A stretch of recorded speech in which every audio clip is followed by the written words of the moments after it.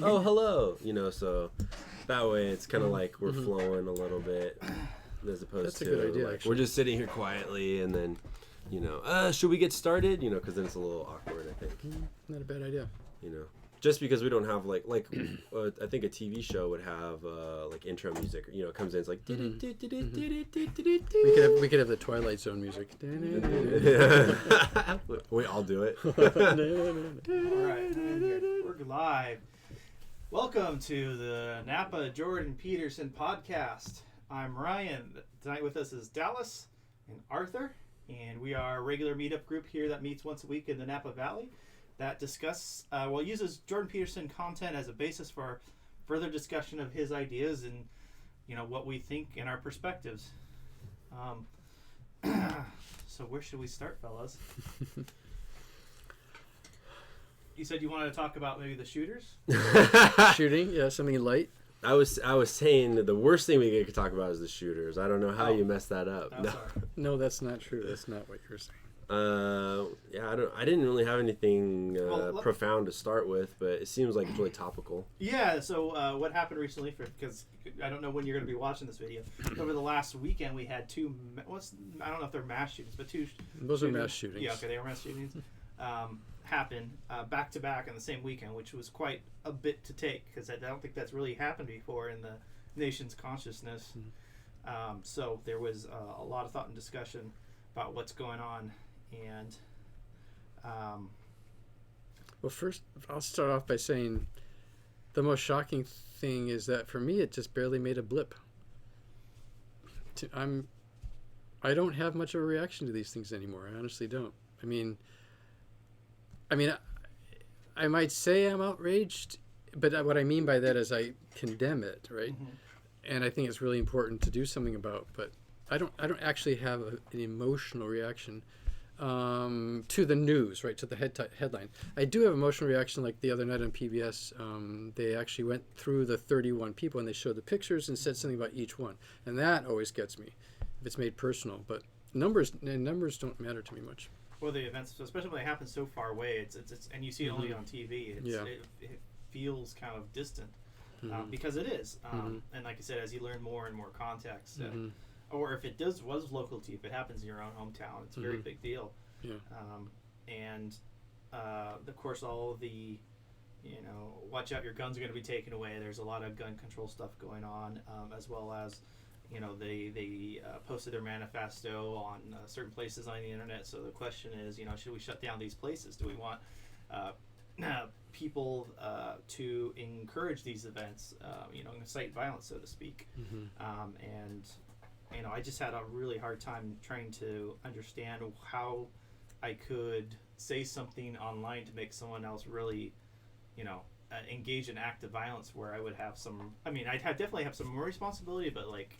Legal responsibility, I guess you could be not legal. I don't think anyone would have legal general. I mean, that would be tough, but I think it's a distraction from the real conversation. Is what are the factors that lead to this, and what are our contributions?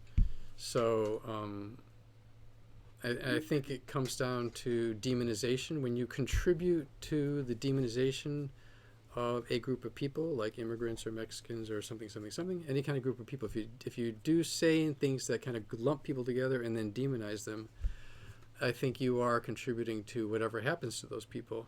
And by no means are you like directly responsible for someone taking action though against them. Yeah, and these individuals were kind of nihilistic, right? They hated. I don't know. Were they? I don't know. If they were white supremacists, I wouldn't call it nihilism. That's sort of like, it's a very, not positive as in good, but it's a fighting for your so-called people or whatever. So I wouldn't call it nihilism. Well, okay, well, there was hatred there. Self-righteous.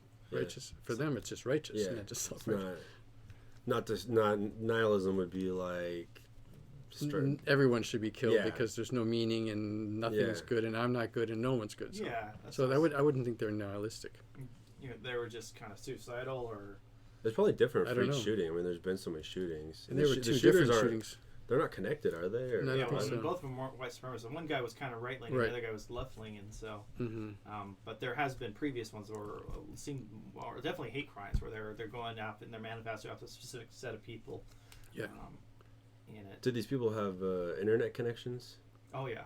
They're on the internet. Yeah, and that's the other thing that's happening is they're writing manifestos, they're posting it, and they're trying to get coverage for their activity. They're trying to publicize it, and the result is their face is splashed on media. You know, their Facebook pictures, their high school pictures, all that stuff, and that's not really helping the situation in my estimation at all.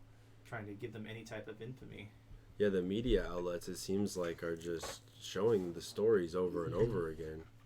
You know, that's got to be a bad idea, right? But everybody does it, and then they do it the same story over and over and more in depth, and you know that probably is also contributing. Absolutely, no doubt about it. Yeah. But then on the other hand, what do you do? Not report mass murders? I mean, it's hard to. Yeah. But yeah, over and over again, and it's a different thing though. Well, they could have more integrity. Like they could not talk about the names or the victims or. Right. You know, like showing the people crying and stuff, Yeah. and they could talk about it more. I don't know. Yeah, that's an interesting question because now we're into propaganda, because it's like you can't really say anything without putting a spin on it. Everything has a spin on it. I think it's more advertising than propaganda. I mean, I think it's the commercial aspect of it is pretty strong because it's what drives ratings, right? So.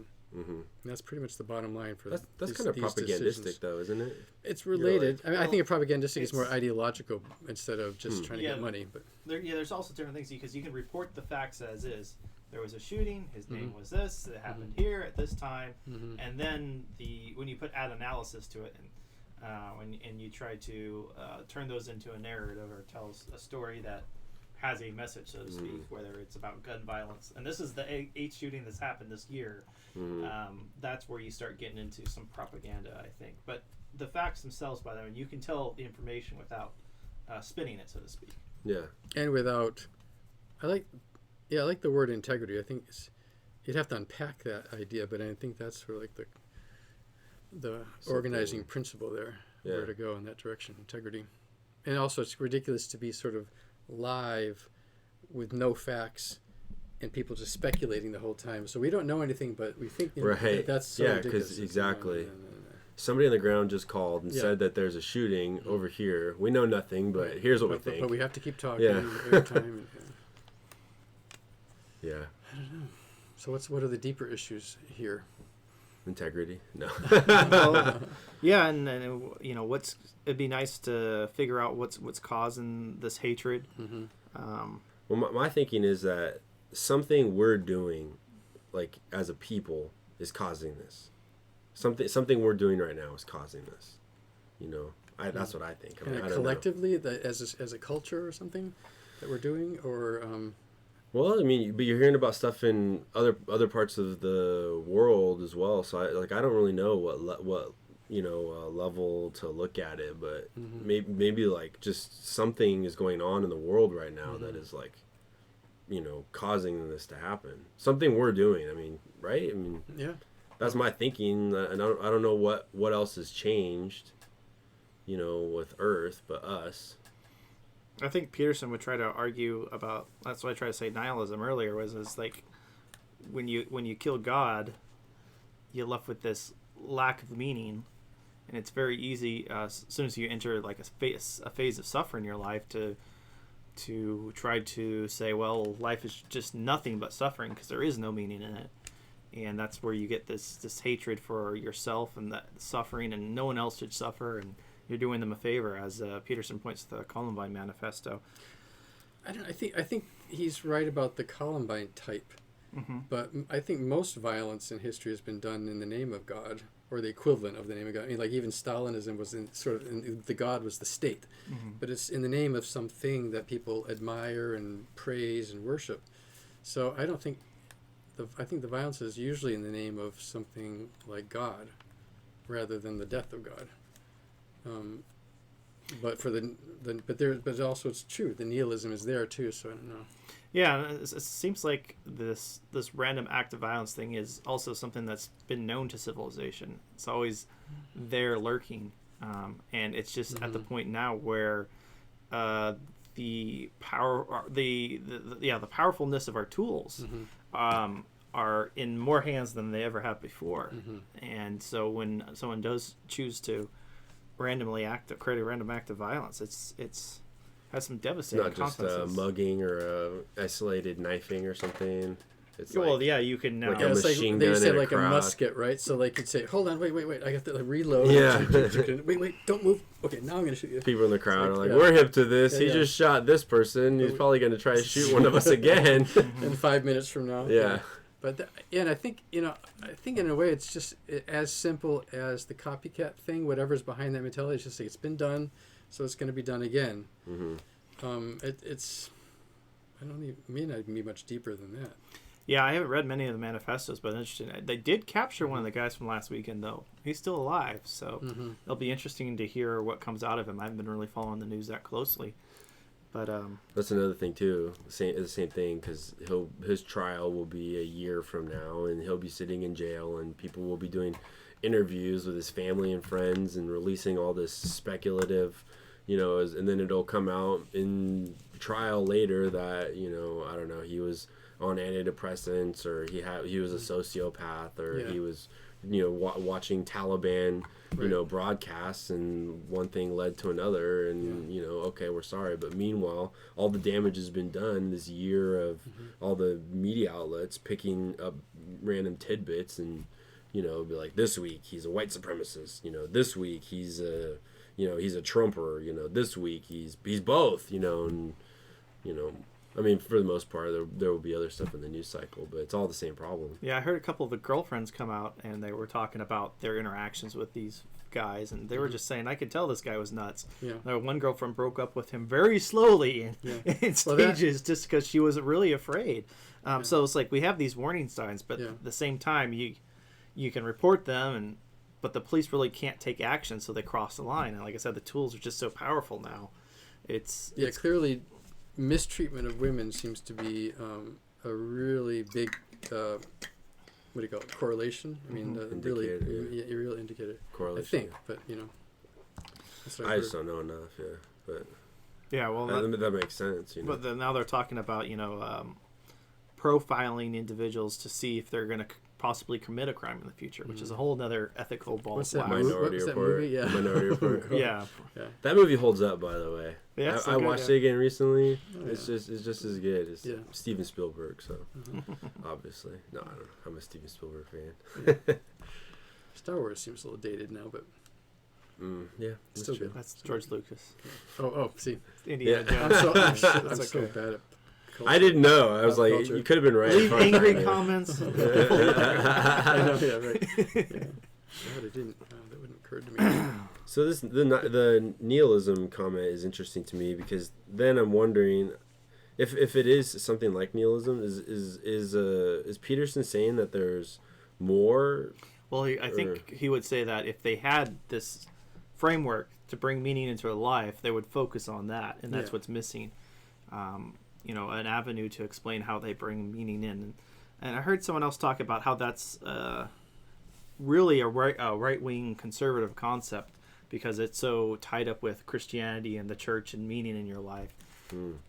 You disagree with that? Interesting. I'll have to link you to that article. Not at all. It was the same one that mentions but say more about it, maybe I'm not understanding it. Yeah, sorry, I read it a couple days ago, so I'm not terribly fresh, but they were trying to say that it's these lost men that don't, because they don't have this Christianity or spiritual framework, they end up on they become disenfranchised, so they're vulnerable, and they try to seek out acceptance wherever they can. So video games or whatever, they kind of get in their vices, and then they either end up on these message boards where these white nationals convert them, right? Or because they're vulnerable, or they end up in Jordan Peterson's camp, and then Jordan Peterson shows them meaning and converts them to be conservatives. Was his argument, I think. Oh yeah. Oh, so I mean, so they're vulnerable to right-wing and conservative propaganda. Yeah, that's what I'm saying. That's true. Okay, for sure. But some people go the other way too. Some people come like someone. I mean, there's a kind of communist that's just really nihilistic and It's just very destructive and very dark. A person, a group, or a type?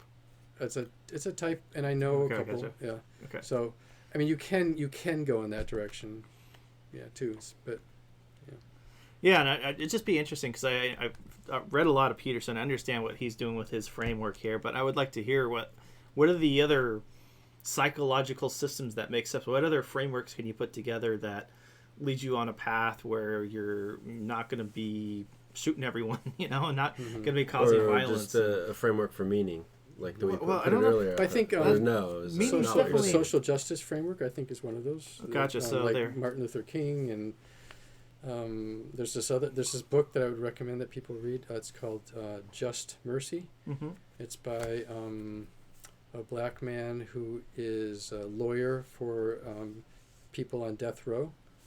And it's kind of an eye-opener. I think I've heard of that one. Yeah, it's kind of an eye-opener for just the depth of racism that still exists and the depth of systemic injustice that still works. So I think fighting systemic injustice, which is kind of a left thing, is also a path to meaning.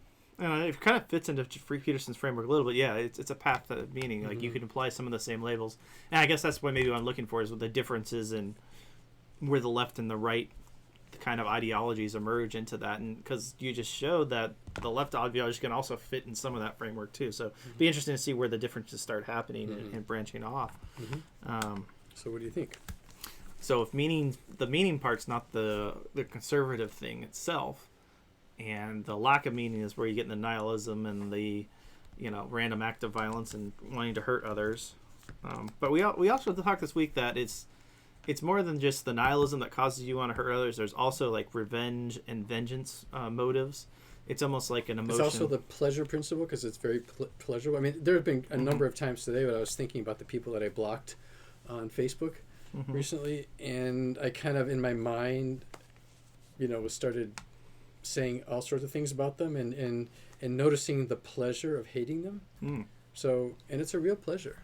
And I believe the neuroscience shows that it's the same pleasure centers as pleasure. It's pleasure that this does, so it's addictive too. I think it has like an evolutionary sense too. Like it's like a self-defense mechanism. Like this guy's he's causing me mental anguish, so to speak.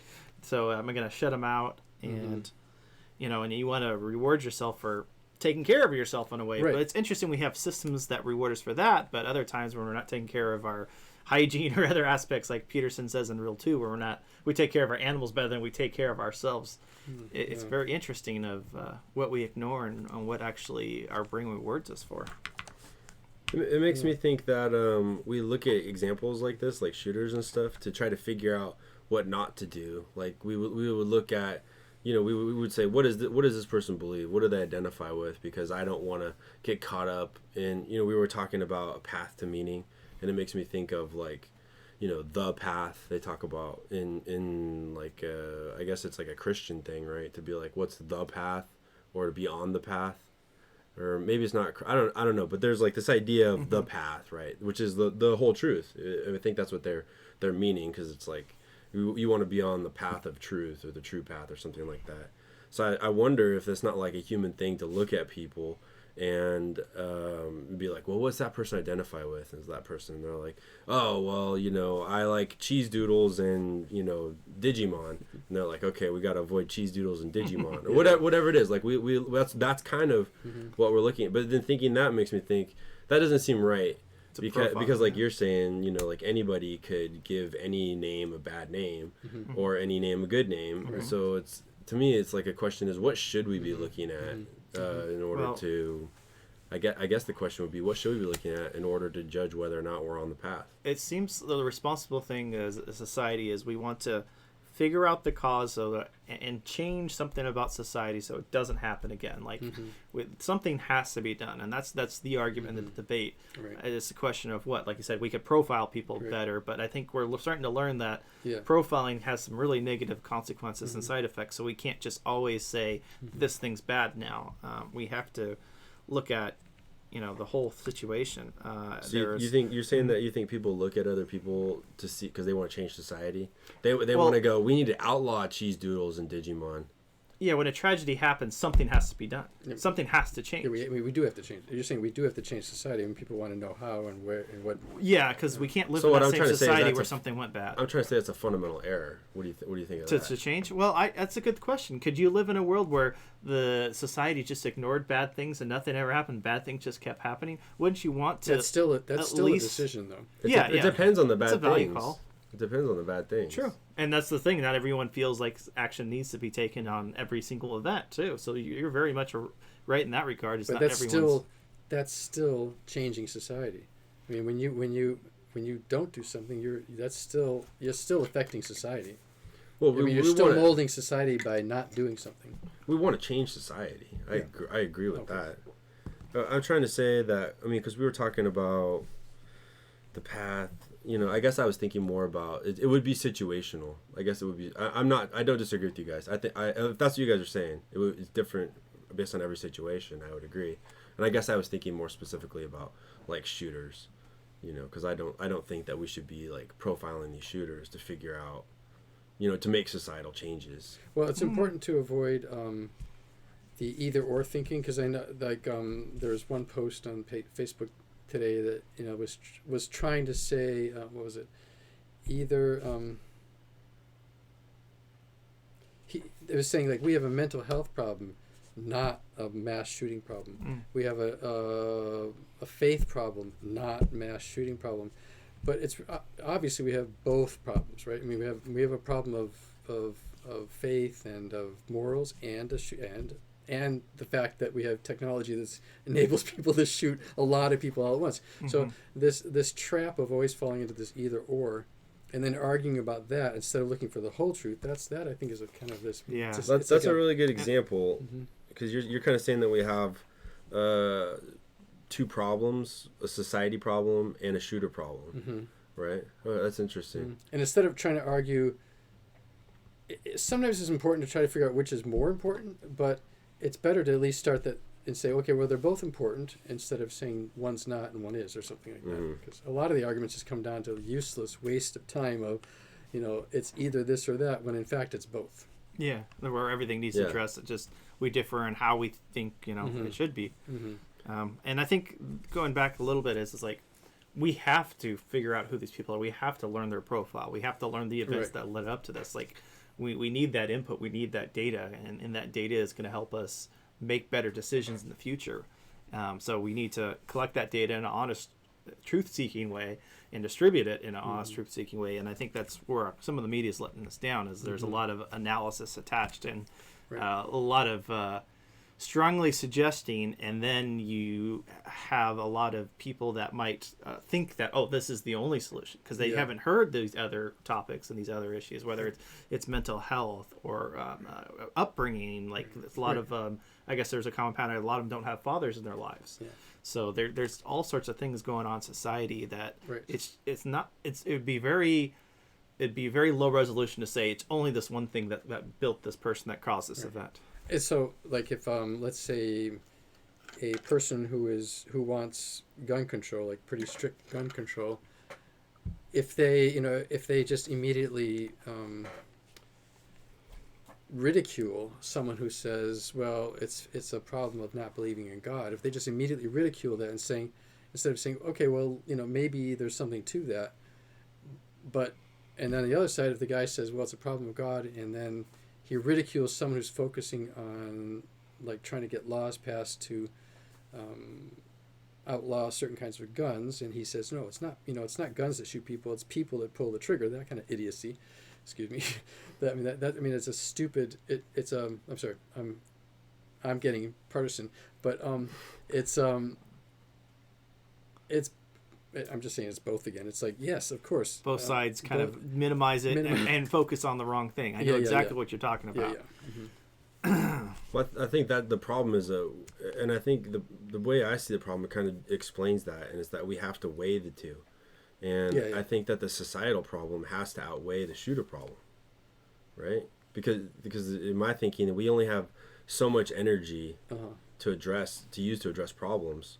And so if we weigh them equally, then we're going to be putting too much energy into a smaller problem and not enough energy into a bigger problem. Yeah, Neil deGrasse Tyson, he made a tweet which was, I would consider tone deaf, but during this week or right after the shootings, he said, well, if you guys want to talk about making society better, there are more deaths caused by hospitals versus, mass shootings. Why are we spending all this energy talking about mass shootings, which is super rare, but we, it's of course the squeaky wheel that gets grease, everyone's publicizing and talking about it. It's definitely a hot topic. But if you go back to the numbers and science, it's should we be? And I think it was just at the bad time to bring it up, but it was a really good point.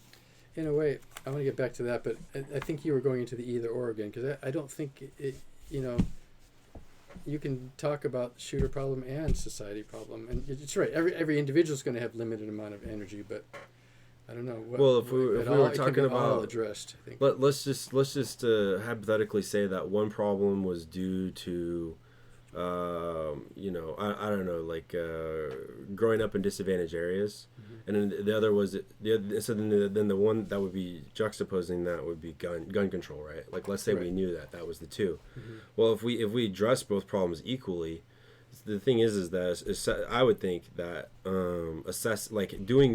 passing more legislation to help impoverished communities would alleviate the gun problem, would alleviate the mass shooter problem.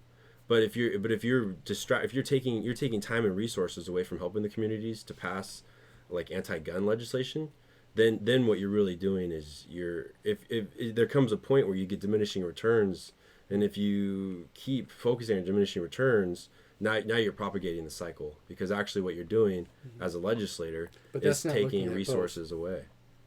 Right, if you did that, but that's kind of an either-or approach, though. Yeah. I mean, if you did focus on the gun control and not on the societal, then that is an either-or kind of approach. But you can do both. No, but I'm saying that what it should be then is you should do just enough gun control to I don't know, whatever is just enough. Right. And then you should focus all your energy back onto fixing the societal problems. Yeah. If you put it that way, that makes sense. Yeah. The way That's what I'm trying to say. Yeah. Okay. But then you see people that are just like, oh no, it's no on guns. But those people. They're creating each other though. Yeah. Oh yeah. Exactly. No, I agree. And that's why people. But I'm saying they're both fools. Yeah. They're both. That's fools. That's why, unfortunately, they both insist so strongly, because they're having that kind of argument instead of saying, "Yeah, you're right." Yeah. And then. But that's a trap we can avoid. Yeah.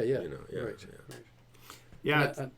It's very tough to have the right type of experts, the mental health experts and the gun experts, all these different aspects to get them in media to broadcast them. It's no longer done, because you can tune into the channel where they get the people fighting and yelling at each other. It's way more entertaining. Right. And then you have these big interest group, whether it's the NRA or people that want to get rid of guns.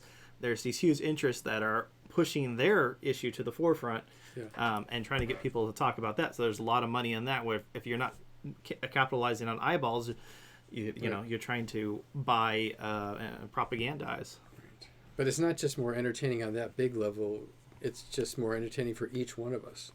It's really hard to cultivate taking pleasure in real conversation as opposed to that kind of conversation, the debate. And that's for all of us, because we're just wired that way to kind of immediately have more pleasure of a kind. It's kind of a painful pleasure, but it's pleasure in the debate, sort of. The cultivating the pleasure in a conversation, which I think I've done pretty well in my life so far. I mean, because the debate is painful to me now. I can't stand it anymore. Except once in a while, I'm still hooked back in through the hate, because hate feels really good sometimes. But how to cultivate that positive pleasure. Yeah, from your interactions in the group stuff, I've definitely seen you try to be very diplomatic. So I can agree with that. Yeah, but it's not the word I would use, but diplomatic to me is a negative word. Oh, really? Yeah. Well, they try to understand. Truth seeking. Okay, sure. Truth seeking. Cultivate the taste and desire for truth, which can be anything but diplomatic. It can bring up a lot of emotion, and it can be anger. Anger can be part of that. Would that be would diplomatic be? You mean like in the Machiavellian sense? where it's like you're playing the game of diplomacy? It's more just, it's not polite. It's not necessarily, I mean, I value politeness almost zero, basically. I mean, I think societies should be polite most of the time, right? Yeah. But it's still better to be polite than not. But it has almost nothing to do with truth-seeking. And it's more often than not, it's an obstacle, I think, to truth-seeking. So Yeah, if you don't want to hurt someone's feelings, then you're going to be afraid to address the truth. that, and people, it's more common to use the form of politeness to put other people down. So if someone else is not being polite, then that's a way that it's like, oh, negative against that. That's 1 point off from you. So it's used to judge other people. Like a purity test. She wasn't polite yesterday. He wasn't polite. Yeah, right. I don't like your tone of voice. Yeah, it's what I call the tyranny of civility. That's the term. That's good. I'm going to write that down. The tyranny of civility. And the definition that I wrote is on allsides.com in the dictionary part. Yeah, it reminds me Is something. politeness like manners? Kind of, yeah. Which are good, it's a good thing. Because without manners, cooperation is impossible, though. Yeah, I mean, no, that's not true. I mean, you can really cooperate with people even as you're yelling at them, and it's not manners is. I would call It's it a social I would say that's the lubrication exception, that's though, not the rule. It is. Yeah. I would describe something that's akin to like political correctness. It's a set of rules that are designed to minimize offense, in a way, or trying to be as sensitive to the largest group as possible. I'm thinking this is like obedience, where I just don't know enough, or Trump, or shooters, really. Actually, as you were talking about the problem, I realized it's so mired in complexity. I feel actually like I don't know anything. Yeah, and it's none of us do really. It's such a relief. And it takes energy to seek out the discussions with the experts on the topics and hear them speak in a manner where they're not getting shouted down or yelled at, thrown in a yelling match. Just let them allow talk. And of course, they're fallible too, so you got to take everything they say with a grain of salt. But here's what I would talk about then. So when you put it that way, here's what I talk about: affordable housing. Okay. I don't get it. What's the affordable housing? Do you guys know anything about that? Or? It means housing that you can pay for. Yeah. You can Like afford. costs. Oh, no, Right. but what do you Yeah. mean exactly? Well, but like people always want to bring in affordable housing, which is essentially subsidized housing, right? It can be. I think it usually is that way. Yeah. Well, if you control either the purchase price of the property or the development costs or what people can rent it for, if you control anything, then that's subsidized, right? Or No. if you give tax breaks or the money has to come somewhere. Yeah. it's got to come from somewhere. Rent control wouldn't be subsidized. No, but to build the houses, I think you're talking about. Is it Yeah. the creation? Well, of them? oh yeah, I May or guess may not be. No, rent control would be like affordable housing, right? that would what be you mean? one form of. But then housing. don't you? And I don't know much about this. This is why I would, because I don't know where to stand on this issue. But like, don't people that have rent control, don't they get some sort of break? Like, isn't it a big thing like you can't raise your rent as long as this person, lives there, but Right. then also we won't reassess the value of your property and charge you more tax? Isn't that like? Possibly. Depends on the implementation, but rent control pretty much means you can't raise the rent beyond these limits. As long But as so that person's- taxes are always going up, and if you had somebody in there that was paying like $1,000 a month, but now the going market rent is $3,000 a month, right? And power's going up, but I guess they're paying as long as they're paying that's for why everything. it is a pretty big hot button culture war because it is very much tied to capitalism and your feeling about the whole economic system and how that works and who Yeah. gets the advantages out of that system. So I think the basic principle is, for example, why should people who pick the grapes in Napa Valley, even though here they're getting paid pretty well, but not relative to the owners of the grapes, right? So why should they have to live in Lake County and drive an hour to pick grapes that are then sold for like $300 a bottle, that kind of thing? So it involves a critique of the system, and it's hard to kind of really justify affordable housing unless a person is already leaning towards critiquing that kind of system. Wait, what? Wait, it's hard to justify it unless. people are going to tend not to be in favor of affordable housing if they're in favor of capitalism. Mm-hmm. And people who tend to be in favor of affordable housing would probably tend towards a socialist direction or critique of capitalism. And so I think that's part of the problem. It's not just you can't examine that problem in isolation from capitalism and your feelings about it. I think it goes along the lines of society. If we have an abundance of something, then we should make that immediately available for everyone at the lowest cost possible in some way. So if we have these excess profits from government or corporations, that we should invest them in a way that lifts all of us up. Like that all that extra energy and capital should be used to make a better world for us, and that helps us all out, because if I help my fellow man, they're going to help me in return. So it can be viewed as the best investment, where I think a more conservative approach is because it's my property and my property rights, I should have the freedom to make mistakes with it, make bad decisions with it, do things that are highly inefficient with it because it's mine. Let's do a little higher resolution, because sure. The word conservative, there's a big gap between religious conservatives and libertarian conservatives on that score. Okay. Because most of the like a lot of the religious conservatives I'm with are more socialists in terms of the need to put a check on property rights. You don't have a right to do whatever you want with your property, and that the poor matter generally to religious conservatives. Yeah, there's obviously different boxes where socially, fiscally. But that's huge. That's like such a big difference in the word This is a specific topic too. Yeah. Yes, it is. Right. So this is my problem, is that I'm a capitalist, so I'm anti-affordable housing. Well, so then let me ask you, is that sufficient? No, that's a low resolution statement. But a lot of sufficient for what though? What are you trying to prove? For just my view, Well, you can have any view you want. Yeah, but I'm saying I don't know how to feel about it, and what I'm getting from you is that if you're, I would say that's a good beginning of a conversation. So that's kind of a start to me, and then you have to unpack that and talk about it, and it's like. You do have to kind of figure out where what you do know when you start, and let's what your exact questions are, and then we can share our ideas and opinions. Let's be concrete then about the grape picker. So grape pickers here.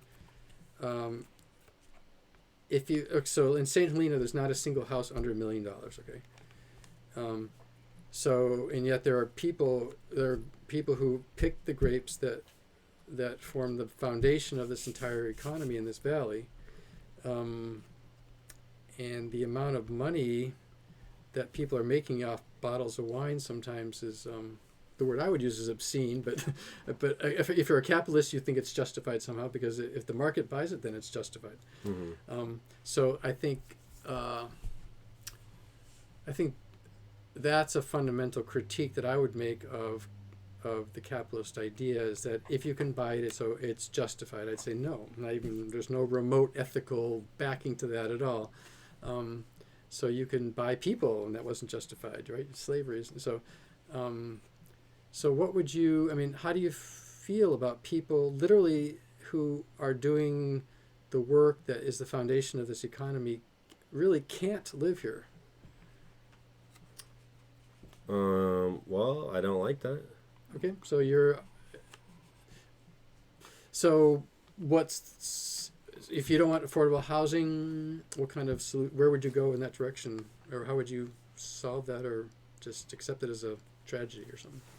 As I'm thinking about it, I'm thinking, how does one decide how they feel about things if they're going to do it in a conscious fashion? Because as we're talking about this, I'm thinking that this is also mired in complexity. It is very. Well, that's right. We're just scratching the surface. But to me, once I reach something that's mired in complexity, I tend to think that either I missed the solution, I skipped over it, or it's not worth my time. All right. So write negative capability down. This is your homework. That's what you need more of. Negative capability. We talked about this last week, I think, right? Or maybe there's another group. Sorry. What's negative capability? It's from I think his name is Keats. He's an English poet or something, and he came up with this term. And it's something like, the way he defines it is being able to be in the midst of uncertainty without any irritable reaching after certainty or facts or something like that. Mm-hmm. So just being okay with complexity and floating in it for a while and being okay with that is negative. But there's too much complexity. Well, I mean, the too much is the not being okay with it. And that's what happens, I think, is we don't make an informed decision, then we end up in this area of faith. Mm-hmm. We put our faith in something because we don't know the facts, we don't know the thing. Mm-hmm. The system's too complex for us, so how could we possibly rationally process it? We have a whole side of our brain that uses our values to make a faith-based judgment. Like, I'm going to say that affordable housing is good on faith, or I'm going to say it's not good on faith. You know, you have to make a... Yeah, or capitalism is good, capitalism is bad. That kind of big organizing principle tends to... but it's not, it isn't, I would say the answer is no, it's not sufficient, because we live in the same world, and it happens to be a democratic country in this case. So we have to make decisions, and I would prefer to make those decisions talking with you, because maybe there's something in where you're coming from that would, I need to hear, and maybe there's something that I'm saying that you need to hear, and then maybe we'll come up with a better decision. But I could at least give you the other argument, like about the grape pickers. What's the way the free market's supposed to work is, the grape pickers now can't live in Napa. I can't find any anymore. I either got to start paying a lot more money for them to cover their transportation. I got to start building houses for them. But the grape industry will either decline or disappear unless they figure out a solution. Yeah, right. And then the argument, the anti-socialist argument is that once you start use taxes to start providing subsidized housing, that's taking the burden off the businesses. And that kind of thing. And that affects the free market, and the free market can't operate because it's being regulated. Yeah. Right.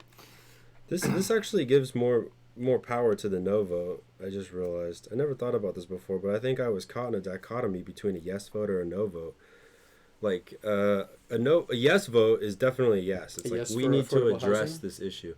Well, you use anything. And affordable housing means so many different things. You don't know where you are on that spectrum. But whatever it might be, it might be like what we need to vote on whether or not we need to build this tenement housing for farmers in this location. It could be like down to the specific.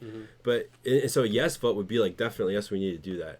But I think I've been caught in this dichotomy where no is like no, I don't want that, because I think I just realized that no also means you haven't proven to me that this is a worthy issue, which is interesting. Well, you're trusting to the chaos of the market. So, I mean, the market is basically, the invisible hand is another word for chaos in the sense that the unknown, and then it just. That's what you're putting your faith in. It's just the unknown. Well, you could be saying that, like, I think what we need to do is what we need to focus on is expanding down payment credits to qualified applicants. And so like the tenement housing, I'm not saying that we don't need tenement housing. So just because you say no to that doesn't mean you're saying no to tenement housing. It's just like you're saying, or to affordable housing, you're saying no, we don't need this thing that you're talking about. You could still be pro affordable housing, but no to that specific thing. Right. You could vote no. Exactly. I think that's what a lot of people don't realize. Oh yeah, that's for sure. It's hard to talk about it because it's like a simplification. I can say affordable housing, you're pro or not, and you can communicate a lot by saying yes or no to that. Right. But it tells you also very little about what you actually think about that. Right. Yeah, a major culture war. Misunderstanding is on the left they think that people on the right are heartless because they don't care about the poor, when in fact it's just, well, we don't think the government should be helping the poor, but we think charity should be helping the poor. So they can care about the poor, but they just think other mechanisms, other ways. So like you said, you can want affordable housing of some, you can want people to afford housing, put it that way. But how to get there is a different question. So and that in itself would just open up the conversation, because you realize, okay, you kind of both want people to be able to live on planet Earth somewhere and have a job. It'd be very hard to find the person that doesn't want people to live on planet Earth, and if they didn't, they might start. You might want to watch them. We probably don't have to worry about them in terms of conversation, or they just get them in jail somehow, probably sociopaths. So they'll either be in jail or they'll become president. They go up or down. Those people. But that book, Zen and the Art of Motorcycle Maintenance, I just remembered it had an interesting word for that middle ground. So you would say you wouldn't say no, meaning that you haven't. What the word was mu, and it would be like, I don't know if you've heard this before. I don't think so. But it's like if somebody asks you a question, you have a tendency to say yes or no. But I guess this mu word comes from Japan. Yeah. And they have mu cool. is the third option, which is you haven't phrased the question right. Ooh. So it's like it's like you go back to the drawing board. Yeah. Right. I like that. Yeah. So I thought that was interesting. Another thing I think I may have mentioned before too is the way it's I think what we need is dialectical thinking. But the way I break that down is there are three ways of talking or three ways of thinking about things, and we need all three. One is either or, and you need that because you need to compare things sometimes. Well, it's also, like I said, you can communicate a lot with very little. It's like a low resolution. And it's you need it, right? Either or for some things, and you also need both and you also need neither nor. So either or, both and, neither nor. Yeah, and you can kind of keep filtering the conversation through. You can even just try it. Say, well, we've been kind of talking either or now. Let's try to talk both and, or let's try neither nor. So in what way, for example, do we can talk about affordable housing from the framework of neither nor? It would be. Give an example. You're explaining what neither nor I know. is. I'm not. Nothing's coming to mind Yeah, exactly for this particular. Can you give it in another example? We're Well, supposed to both think and we've about already it. done, Wait, right? no, let's do it for Okay. for the affordable housing, right? Neither nor. Well, I can't think That of an would be example, so I was trying to like wrap my head around. that would be like we need to. It's like the affordable housing is the wrong problem. What we need to do is readdress how wineries pay their people. We need to get wages up. Yeah. Is that a neither Right. nor? Would that be a neither It nor? could be, and all that matters is it works, right? It just creates more. That's creative sort of thinking. the point. It's like It's let's a heuristic. negate what we It's a heuristic. I'm never sure about that word, but I think heuristic means something that helps you think creatively about things from new angles. Yeah. Yeah. So you just keep using those. Just keep flipping back and forth between those three things. Yeah. Which is a good thing to do in general, is to keep it going. Yeah. That's why I like brainstorming so much. Yeah. Because if you don't, sometimes the wordplay, like you said on the Facebook page. Yeah, exactly. Yeah, because you want to play it back and forth and keep it going, because your first idea probably won't be your best idea. Right. Like that's just innate. But there's something about, like, if you don't keep yourself going through this try path, you tend to cling to your first idea. Right. Yeah. You know that book, a whack on the side of the head? I haven't heard of it. It's a great one. It's all about that. So it's just like page after page after page of little games you can play or little techniques to be more creative about in your thinking. Like one is the oracle. You know how like in Greece that you came and asked a question and they would give you an answer, but the answers were really bizarre. So one way of interpreting that is that the reason why it worked is because then if I said should I marry this person, and then the answer came out blue is better than green. So if you assume that is the answer to the question, then it forces your mind into a whole new way of thinking about something. So, or like if you say, well, the answer to the next question I'm going to ask is going to be found on page 45, and it's going to be the fifth word, and you put your finger on it, and you just have to play in your, act as if it is the answer. Believe it, yeah. So it's it's a make-believe belief, but it's interesting. So, but that book is just full of a whack on the side of the head. It makes me think of the conversation we had about patterns, like what we did, like the biblical series, and we were talking about looking at the sky and the stars, finding your North Star. It makes me think if you like looking through it through a different perspective changes everything. Being able to apply a different pattern. Yeah, that's the key word, I think. Perspective is creating that perspective shift. And kaleidoscope, it can be the same. It's all the same elements, but just whole new pattern, right? So, and that's how people. That's what worldviews are. It's like we're looking at the same world. Obviously, I think. I mean, some people would disagree about that either, but it's one reality somehow, somewhere. It's one reality. One assumes, but we're all living in different worlds. It's like it's one kaleidoscope. The things are the same, but you've done that, I've done that. Completely different pattern. Yeah. I just remembered I wanted to ask you guys about something. What about memorization? How do you guys feel about memorization? Well, it's necessary. What do you mean? Is it? No, I just started asking people this just by chance. A friend of mine and I talked about memorization in schools, you mean? Well, yeah, in school, but like even right now, like in life, like memorizing things. Well, the first thing that comes to my head is like history, right? The history doesn't necessarily repeat, but it rhymes, right? Those who don't learn history are doomed to repeat it. So like, you have to have some type of historical data or experience to make future decisions. It's going to help improve you to make more accurate assessments of what you take in. No, wait. Are you saying because I what I'm doing is I'm taking it one step further. So from with memorization, it would be like, let's say for example you read a book about World War II, okay. Right? I'm saying, and I'm not you brought up the history example, but I'm saying like the memorization aspect wouldn't take part while you're reading it. It would be you would go back later and pull out dates, pull out names, whatever it is that suits your fancy, and try to memorize it. Are you talking about like specifically like rote memorization, where you're trying to like memorize every single date type thing? Well, it doesn't have to be rote memorization, but it's more than just a first encoding or first learning or first reading. But are you asking, is it valuable in some way? Yeah. Or necessary in some way?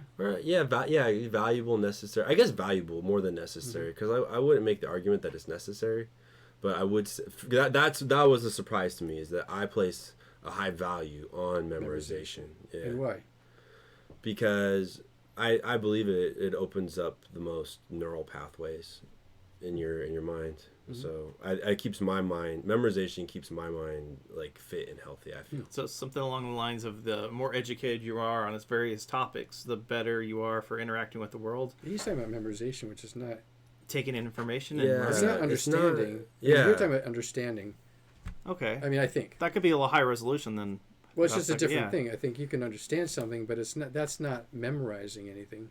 Yeah. It's understanding. Yeah, memory is just the pure storage. Doesn't mean you like grokked it or you've taken it apart and understand it. A grokking would be like what you're talking about. Yeah. Like grokking is understanding. Yeah. Yeah. So memorization is a kind of, it's a narrower thing, right? I think of it as like an exercise. It's like going to the gym. It's storing enough about the events and what happened, so you could maybe analyze and process it. It's like it's pre-understanding. See, you could. I agree that you could. That is a utilization of it, but it's not. You seem to be tied to like the event, because it could just be something as similar as memorizing a list of numbers. Okay. Because he's just saying it's just plain good for your brain. Yeah. The exercise. The act of memorizing is a good exercise for your brain, right? Right. Yeah. Exactly. Well, I'd say that's probably a fact. Yeah. I'm pretty sure the research is in on that. It's probably. Well, I asked a number of people, and they were like, "No, don't need to do it. I don't do it." But that's because they were thinking in terms of the culture war argument about whether students in school should be required to do that, and it did sort of. Yeah, that's where they're going. And then the big one too, just to go with that real quick, was they would say, "I have it on my phone. Why don't you memorize it?" Is that what you're gonna say? Well, I was gonna say, coming from an information technology thing, is like hard drives run out of disk space, so it could be, why we get older. One of the reasons we start forgetting things is because we have so much up there. Right. So I would be hard pressed to defaultly think it's a good thing. I would just go with, we're not sure one way or another. We haven't done enough studies yet.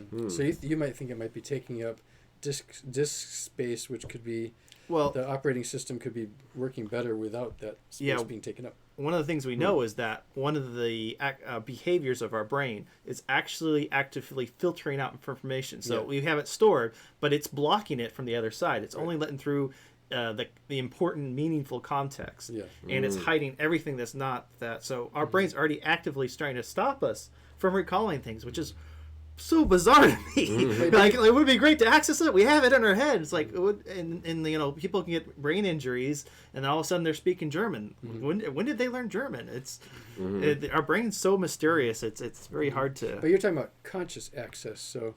It's hard to know where the memorization is stored and what part of the brain that. And if there's any limits on it. Yeah, we don't know. Yeah. Yeah. But that's the interesting thing, though, right? The brain is like probably the most unknown thing in the universe, right? And it's the thing that's trying to figure out things. And yeah, it's the same thing. Yeah. And why I'm hard pressed to say learn everything, I would definitely say the things that are important to you, revisit. I definitely think the more times you pass over it, the more you bring it into your recency bias, incorporate it into your person, and you might get deeper meaning, deeper understanding, or understand and see things you didn't see before because you've had new experiences last time you've read that material. So there's definitely something about revisiting it. I would argue to that though, that because you have like time 1 and time 2, and there's this, because to me memorization is like the things you learn, right? When you read something, you learn it like one pass on information, you learn it about like this, but when you memorize something, you make it just a little bit bigger so that the next time when it comes up, because it's only going to be, because memories do degrade, it's only going to be a fraction of the size of the first memory. But then even that second one, if you're saying if the information is important to you, then you'd want to learn it a couple of times in a couple of different ways and make it bigger for the next time. Yeah, and if I really want, I'm actively trying to absorb materials, I'll take notes, and I know that past the act of writing it sends it through the other side of my brain, and I'm more likely to do it. So there will be additional actions I take to increase that understanding. But there are so many different aspects of my life. I mean, there's when you're in school, you take notes or whatever, but there are so many things going on, whether it's family related or work related or whatever. It's, even your friends, drama between your friends. We don't take notes for that stuff. So, I mean, there's a lot of passive stuff, and maybe we should be taking notes. Just think about how much misunderstanding there is in all that exactly. stuff. It's like, well, maybe not necessarily notes too, but like what's a big mantra is like be present. Because when you're not present, you're not paying attention. Oh yeah, if you're taking notes or you're recording something. No. I'm just saying in general. I'm saying being present is akin to taking notes, because so many people are they're like they're at dinner and they're on their phone, and they're not present. So they're not. Yes, they're having this reaction with their friends and family, like you're talking about, but they're not even like present. Would be fully learning that first time, and then. Maybe if you have trouble staying present, notes could keep you present. Or notes, I would think, would enhance the present because you're focused on it. But I'm just saying, like, that's another tool. It's not an either or. Well, I know there's been events where I started taking notes, like a conference call, so to speak, and I was participating in listening, but I wasn't participating in decision making or at the moment. Yeah, I was aware in a different way, where I could be trying to think things out they're saying and exploring it in my head versus trying to make a record of what was going on. I mean, there seems to be different purposes, and when I made a record, sometimes I had to go back and then think about things to kind of fill in the gaps, and I also missed those opportunities to ask questions about what I discovered in that thing too. It's very strange that schools have never taught shorthand. Some do, I'm sure. But it's rare. I've never heard of it. I mean, there are schools. Do you use shorthand? No, my mother's a secretary, and but I mean, just like because what you're saying, I mean, that's the kind of solution to what you're saying because it minimizes the amount of time you're actually writing, so you can be you at least more likely stay part of the process, and be recording at the same time. I don't know what shorthand is exactly, but I think as you take notes over time, you get better at compressing as much information to yourself as possible in a couple words. So I think the process of shorthand it may be a natural thing that happens to everyone. To some degree, yeah. Yeah. This is just like a whole technology for it. Yeah.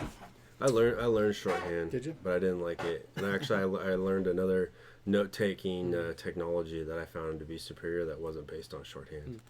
So same principle. I think shorthand. Whatever you call it's kind of like the keyboard. You know how there's like a faster way to type than the way the keyboard's laid out. Oh. I don't know if you knew that. The keyboard's laid out was to actually slow typing down so the keys wouldn't jam in typewriters. Yeah. Oh, yeah. So that's you can just inherited it because the technology changed. You can. So I started to learn the other keyboard, but then I got to thinking like, there's actually a good speed for thinking. So everything is so individual. Yeah, I can type pretty fast, and there's definitely some word salads that come out. It's like I was thinking this in my head, but my typing was typing this. Yeah, I think it's related. The difference between I wouldn't give up Google by any means. I mean, because it's kind of a miracle, right? But most of my life, the internet didn't exist. and yet to me I can't even imagine life without it.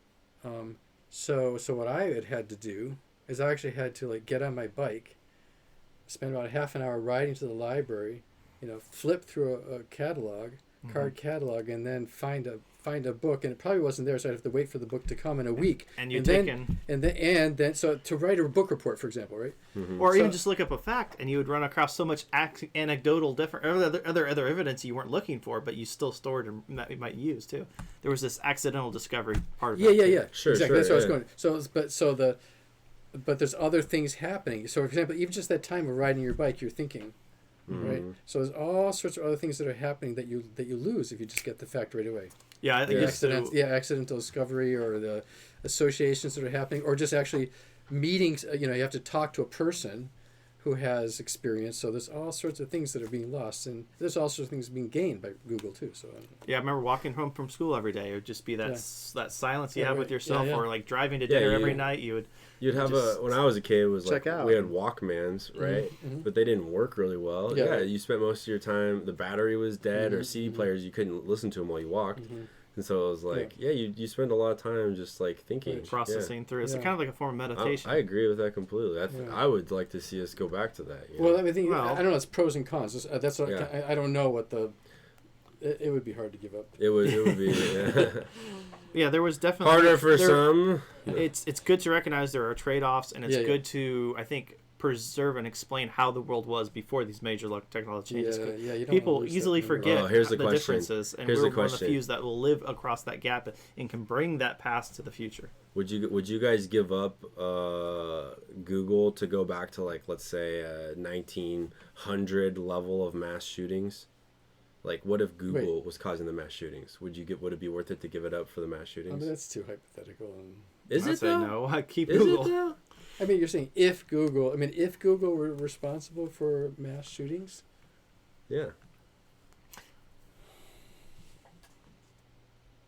Wow, you must be a lot of value out of Google. Yeah, it's an amazing tool. It's more just I distrust hypothetical questions. Yeah. In some way I can't even articulate right now. No, it's true, because that's my bias coming out, like you said earlier. That's my bias. My bias is that these kids are locked on to bad information, and they're just like, I think that the technology is a slippery slope. So. Oh, it definitely is. So that's my bias. And there's just no way back. This thing is just. Agriculture was a slippery slope. Yeah. Yeah, that's true. Good point. Like, man. But we need agriculture. No, people were living without agriculture for most of our human history. That's true. So to go backwards, though, we would need agriculture more than we would need Google. But are we? Because if we gave up agriculture, I guess we would get back there faster, because people would perish really fast. Or how do you get rid of agriculture? I mean, it's kind of a hard problem to, especially the knowledge of this. A bunch of books. Ban it. Could you ever get rid of it? Even if it's banned, you'd have to have enough political and military force to enforce. Well, as people, but people would die, because you without agriculture you can't have military. That's what I'm saying. There'd be such a high. If it disappeared magically with a wand. Yeah, you'd have to. But I'm agreeing with you, because then you couldn't stop people from doing agriculture. Once enough people perished, then the homesteaders, the hardy people that survived, they'd be like, well, we should start doing agriculture again. Now there's no governments or anything. This parallels the Google thing, because we have this knowledge now. It's almost impossible to remove. Yeah. It's like the deal with Prometheus struck with the devil to get fire, right? Right. It's almost like a curse and a blessing. All these different tools. So even though we now know how to make Google, there's no way of putting that genie back in the bottle. It's here to stay, because we have no magic wands. Right. And that's the really scary part. Right. So we have to I think that's going to stay, and we might not. Well, yeah. AI is going to be... here we go. AI. This always gets me in trouble once we get on AI. I forgot. Do you have a controversial position? I do. I think the idea of AI is, I think it's, first of all, a waste of time to think about, and secondly, it's so far from possible that And I think this way. Actually, now I remember because you were talking about science fiction. It's actually come really far a long way. And my thing is that it's all a distraction. It actually hasn't progressed. So it's kind of controversial because a lot of people these days they want to be like self-driving cars, VR, and that kind of stuff. Algorithms, 4-channel computers or something. Well, it was interesting hearing Andrew Yang. He's for universal basic income. He was talking about the self-driving trucks or whatever. And you'd think because he believes that's going to put a huge industry, a huge amount of people, like almost like a third of the service industry is in transportation. So that's going to put a huge people out of work, and then the universal basic income is supposed to help them. And so you'd think but he said something very nice. He's like, well, all this automatic truck driving is actually going to improve deliveries. It's he actually talked about the advantages it's going to bring us, and hopefully move us to the point closer. I was talking about earlier, where we have abundance.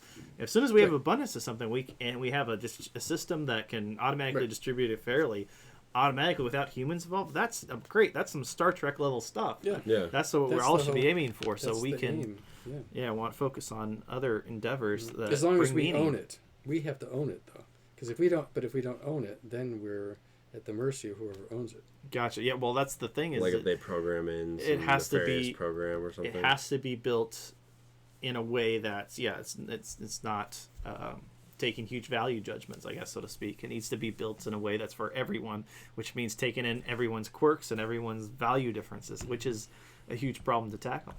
Well, it has to be ownership more than. But don't you guys? But speaking about the ownership, don't you guys think it'll be just like the railroads or the airlines, where there'll be somebody that owns it and they'll become a tycoon or something? Well, not if we socialists have anything to say about it. It won't be. I mean, that's the whole point. That is the whole point. That's what I'm aiming for. That's what we socialists want: is ownership. Yeah. We want ownership of the means of life, the means of production. So that's the whole point.